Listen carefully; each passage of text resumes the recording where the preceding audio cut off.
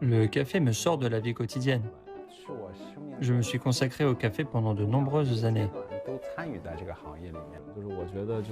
Le processus de mouture du café me distrait.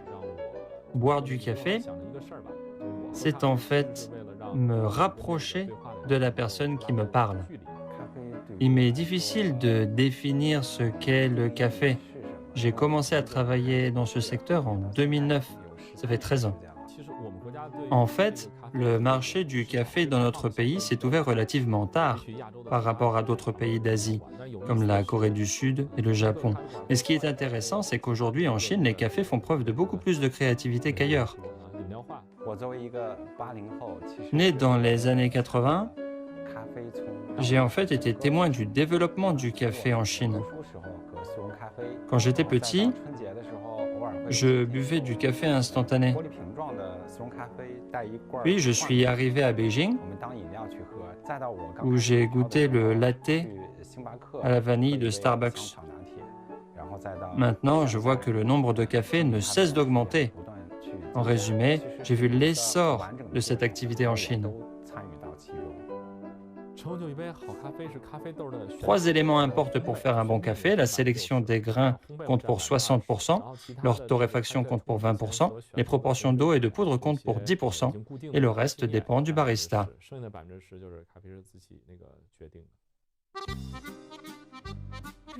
Il faut faire comme ça. Il n'y a pas de technique particulière. Il faut juste verser l'eau à peu près de la même manière et éviter les écarts de temps pour présenter la saveur naturelle. Et voilà, ça fait 4 minutes. Poussez le marc avec la cuillère, comme ça. C'est prêt.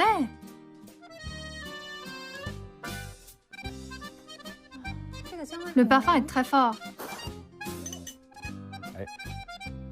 Oui.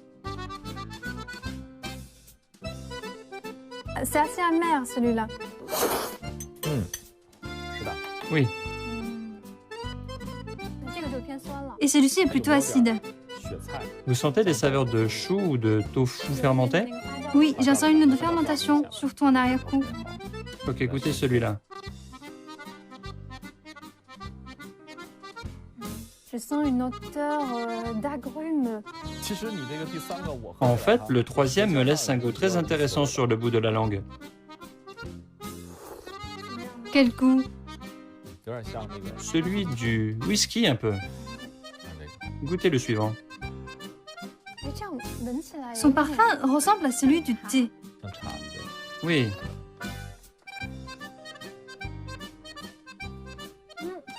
La saveur aussi. Mais il y a un arrière-goût de longan. et celui-là? Je sens plutôt des notes florales. Tout à fait.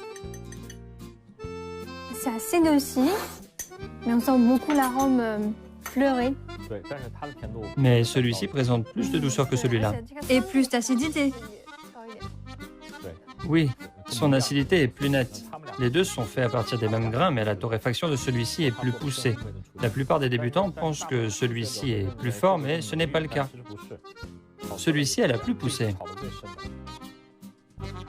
Et la couleur est plus foncée. C'est très amer. Oui, c'est le plus amer parmi tous. Oui, c'est le café traditionnel tel qu'on l'imagine. Je sens un peu l'amertume du chocolat. Oui. Lequel préférez-vous? Difficile à dire parce que chacun est spécial. Alors fermez les yeux et pensez à celui qui vous fait la plus forte impression. Alors, c'est celui qui présentait une saveur d'agrumes, parce que je n'avais jamais eu cette expérience avec du café. Alors je vais vous préparer un latte avec le grain que vous avez choisi.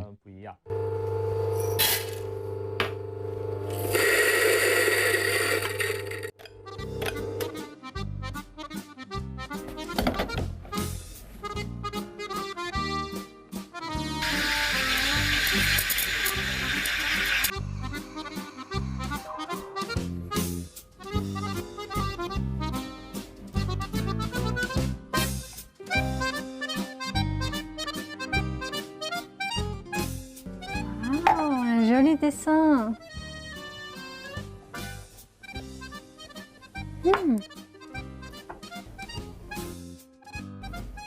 C'est très agréable en bouche. C'est doux, c'est lacté, c'est un peu caramélisé. Voilà ce qu'est un bon latte. La première gorgée finie, vous en voulez immédiatement une deuxième. Vous aurez l'impression qu'une tasse ne vous suffit pas et vous en voudrez une autre. La texture en bouche est vraiment veloutée et douce. Par ailleurs, il n'assèche pas la bouche et vous sentirez plus de saveur que d'amertume parce que le café et le lait se mélangent bien. Même si je n'ai pas mis de sucre, c'est quand même un peu doux.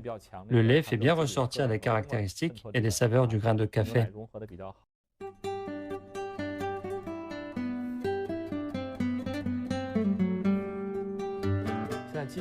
En fait, les cafés créés par les baristas sont désormais entrés dans le domaine de la personnalisation, c'est-à-dire que les baristas veulent s'exprimer, exprimer leurs idées, leur créativité à travers la sélection des grains, la décoration, etc.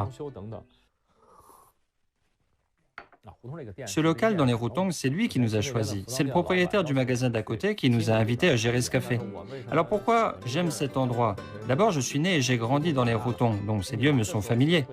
Ensuite, pour venir ici, on doit en fait parcourir la moitié du Rotong à pied, ce qui est assez intéressant.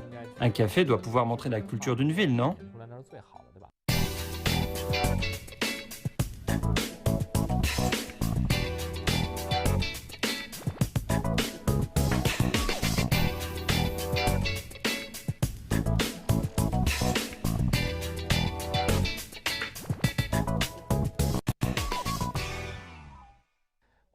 Alors comment attirer les gens qui ne boivent pas de café? Nous, les baristas, devons d'abord faire du bon café. Et puis, le marché chinois a encore besoin de connaisseurs. Nous devons donc faire du café une boisson que les gens connaissent, les laisser s'intéresser au café et être curieux des grains. Certains d'entre eux me demandent même quels nouveaux grains nous avons pour essayer. Ce sont ceux qui continueront à suivre ma sélection de produits. Donc, les deux parties sont importantes pour nous. C'est ce que nous voulions exprimer, en partie du café créatif, en partie des grains que nous torréfions nous-mêmes. 北京的咖啡店确实很多呀。其实我是觉得，因为亚洲这边有茶的这个基础，大家对于饮品愿意研究。为什么每一次去买？ Pourquoi est-ce que je viens acheter mes grains de café ici? Berry Beans， 因为我知道我 Parce que 它的咖啡豆， j'aime ses produits. 每一次在 Tous les grains que j'achète chez lui 它的咖啡豆 sont très frais, 每一次都是很新鲜。 ce qui m'importe. J'ai beaucoup appris sur le café chez Berry Beans. J'étais une novice qui n'y connaissait rien. J'ai appris à partir de zéro, à faire du café filtre, des expressos, l'art du latte, etc. Je veux ouvrir un café à l'avenir.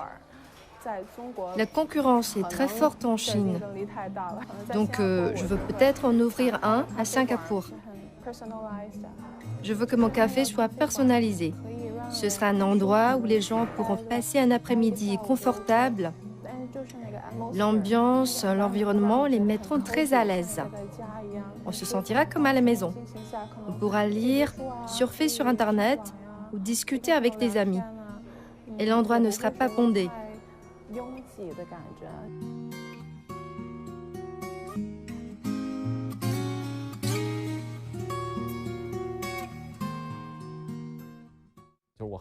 Je déteste parler de café comme de métaphysique. En fait, si je vous dis comment faire, vous pouvez aussi préparer un bon café chez vous, et même en profiter pour devenir barista. Une partie de la fascination du café filtre réside dans sa sensualité et dans sa rationalité. Il y a des critères pour en juger le goût.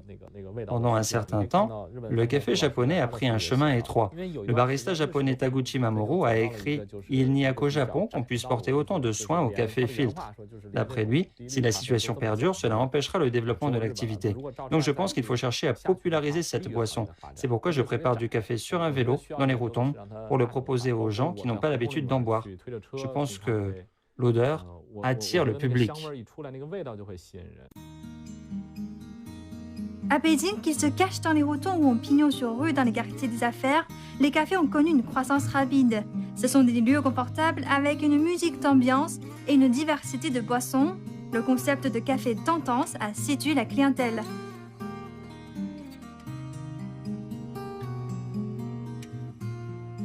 其实我觉得咖啡厅主要还是一个氛围感的东西，所以我还是会第一是会首先被它的环境所吸引。很喜欢咖啡馆的气氛，然后我喜欢闻咖啡的味儿，我只是喝了会胃头。大概1周3、4次吧。对，因为我自己其实是咖啡因比较敏感的，所以我只在上午喝咖啡，然后还会喝比较低浓度的。 À Beijing ou à Shanghai, en fait, de nombreux clients savent exactement ce qu'ils veulent. Ils demandent conseil, par exemple, quand ils souhaitent des saveurs acidulées, fruitées ou chocolatées. En fait, ils savent très clairement quel genre ils aiment. À mon avis, le marché chinois du café est en plein essor. Comparons les données dans différentes villes du monde. Par exemple, il y a 8000 cafés à Shanghai, 6000 à Beijing, 3000 à Hangzhou et 3000 ou 4000 à Chengdu.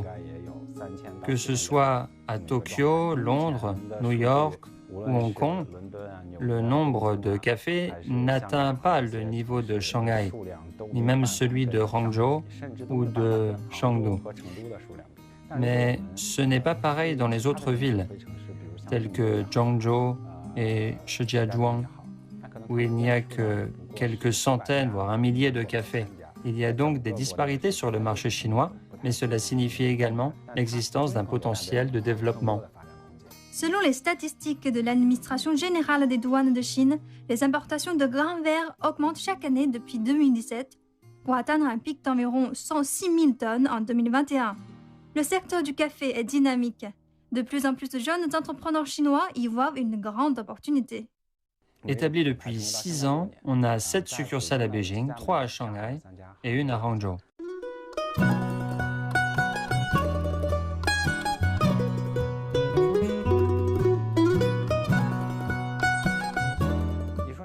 Quand on parle de Shanghai, on pense aux anciennes concessions, à une ville internationale magique et romantique. Quant à Hangzhou, on dit que dans le ciel, il y a le paradis et sur terre, il y a Suzhou et Hangzhou. Cette ville est comme une femme douce du sud. On a donc choisi la zone des anciennes concessions à Shanghai, une petite maison avec cour intérieure à Hangzhou, qui est entourée de montagnes et de rivières. À Beijing, on préfère les rotondes, dont la vie quotidienne a été décrite par Lao She. On espère que chaque succursale sera comme un relais de poste dans différentes villes et aura un sens particulier et indispensable pour les habitants.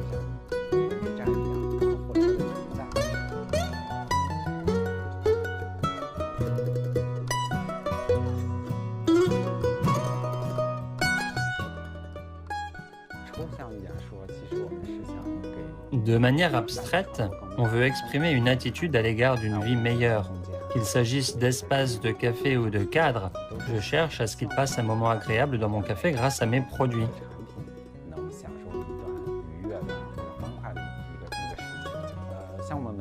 Il y a aussi les meubles. Par exemple, cette table a été ramenée de Bangkok et ces plaques sur le pilier d'Athènes. Vous ne les remarquerez peut-être pas en entrant, mais lorsque vous vous immergez dans cet environnement ou que vous observez autour de vous, cela vous apporte des sentiments particuliers.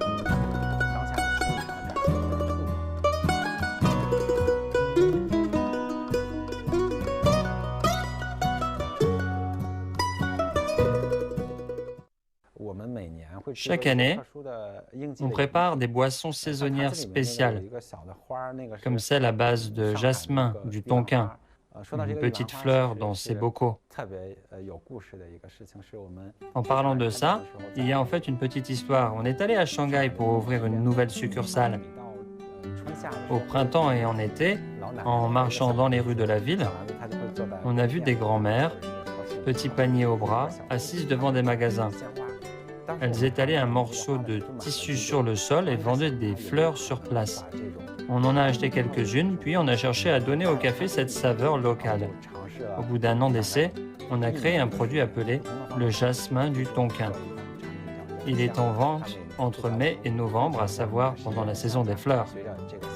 Chaque fois qu'il croise une de ces dames, notre directeur à Shanghai achète leurs fleurs et les envoie à Beijing par caisson frigorifique. Cette boisson est très populaire parce que cette fleur est connue dans le Sud. Beaucoup de clients disent « Eh, c'est le goût des fleurs de mon enfance ». Cette saveur ravive leur mémoire et ils sont agréablement surpris.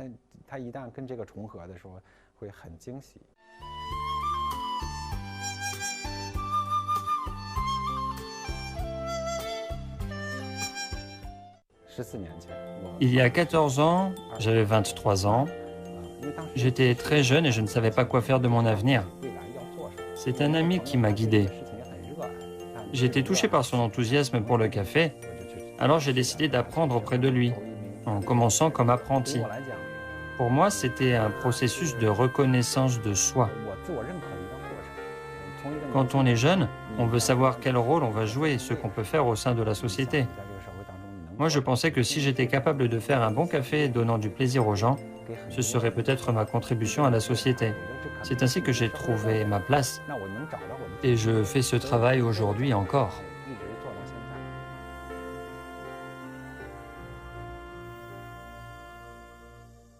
Je vous prépare une tasse du café geisha dont j'ai parlé. Ok. Ce sont les grains? Oui, c'est du geisha du Panama. Vous pouvez sentir. Ça sent bon. Généralement, on pèse d'abord les grains pour déterminer la quantité d'eau. On utilise 15 grammes de grains avec un supplémentaire pour permettre au barista de tester le goût après la préparation.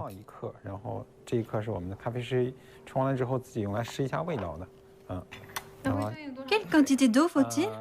1 gramme de café pour 15 millilitres d'eau. Donc j'ai besoin de 240 millilitres d'eau. Maintenant, je moule le café.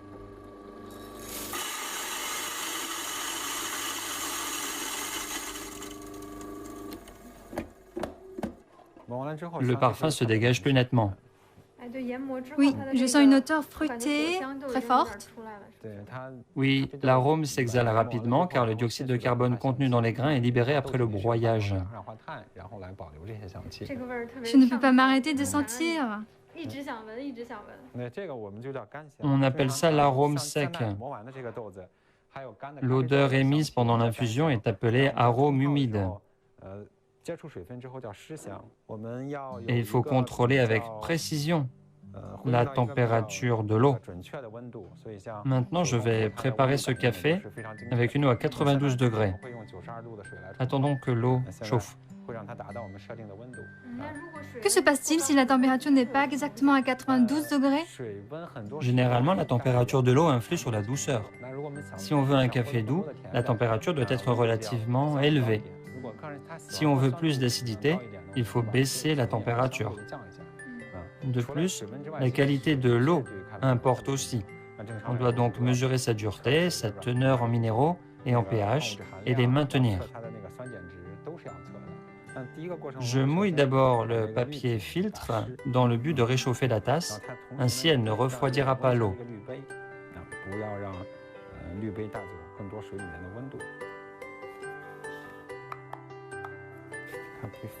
Ensuite, je remets la balance à zéro et je prépare la première infusion tout en déclenchant la minuterie. Dans ce processus, on dit que le café va dégazer et gonfler. Pourquoi contrôler le temps? C'est comme l'infusion du thé. Plus vous infusez longtemps, plus vous obtenez de substances solubles. Mais plus, c'est pas mieux. En outre, la colonne de flux importe aussi. Par exemple, si on verse l'eau en hauteur, la pression sera élevée, alors le temps de préparation sera raccourci et vice-versa. Donc, le temps d'infusion dépend de la saveur que vous voulez. Le café geisha, connu pour être un café de luxe. J'ai de la chance aujourd'hui, on va découvrir le goût ensemble. Attention, c'est encore chaud. Et le parfum ressemble au jasmin. Ouais, il dégage des arômes floraux, d'agrumes, de jasmin. Puis, il y a une acidité d'orange en bouche. C'est acide et fruité. L'amertume est assez légère. Quand il refroidit, il a une autre saveur.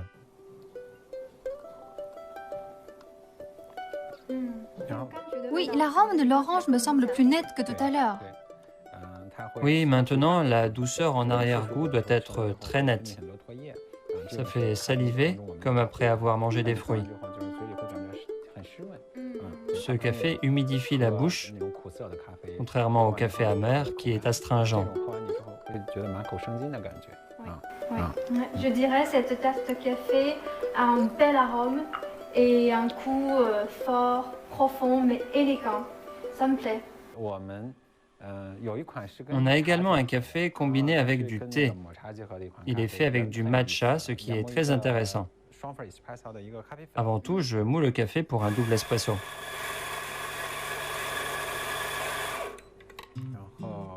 J'aplatis la poudre. Ensuite, je vide la machine pour obtenir de l'eau fraîche. J'installe la poignée. Voici un mélange de matcha et de lait. Je le place dessous pour obtenir de belles gradations.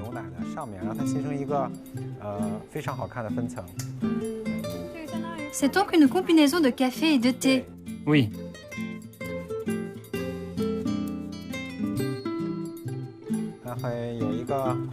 Les couleurs vertes et café vont très bien ensemble. L'espresso chaud et le lait froid se donnent mutuellement du relief. C'est l'une de leurs boissons signature.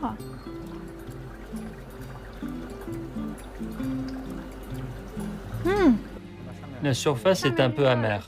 Oui, c'est très intéressant ce mélange de froid et de chaud. Au début, le goût du café est fort et il diminue pour laisser place au goût du matcha. C'est doux, avec une note sucrée et fraîche de matcha. L'arôme du matcha et celui du café est bien équilibré.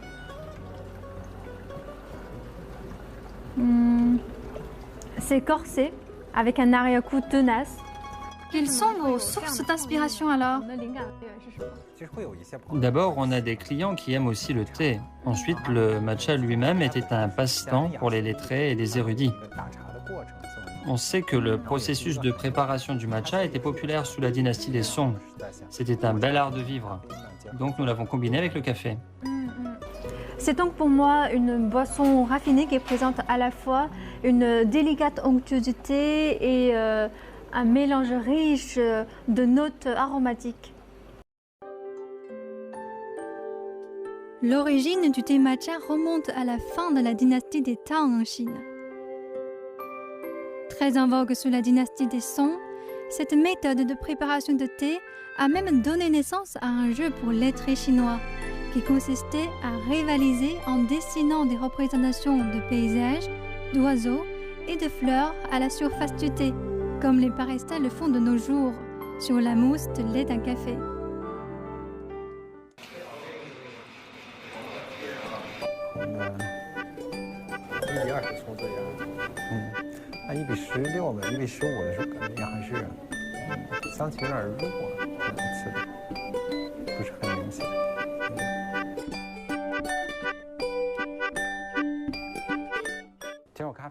On a une cinquantaine de baristas à Beijing.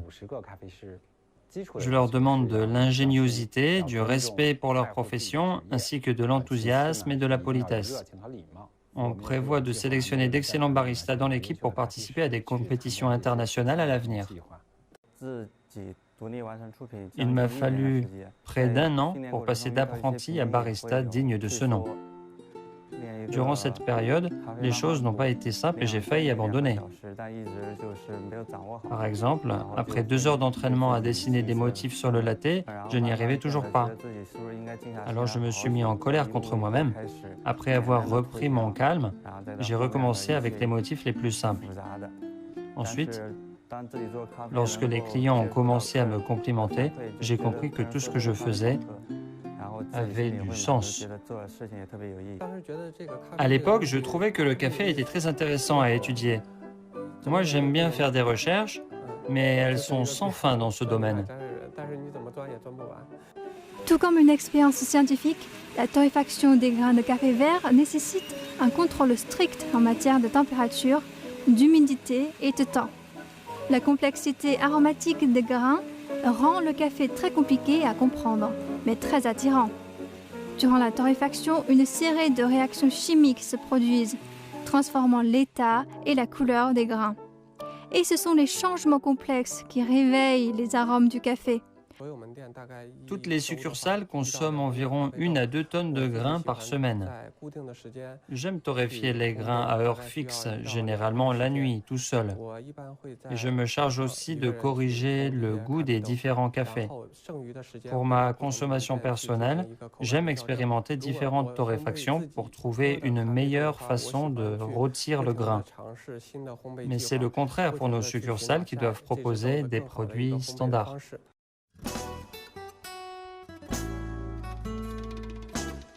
La Chine, pays traditionnellement buveur de thé, compte de plus en plus d'adeptes de café grâce au travail de ces jeunes passionnés. Alors, pourquoi ne pas commencer la journée avec un bon café ?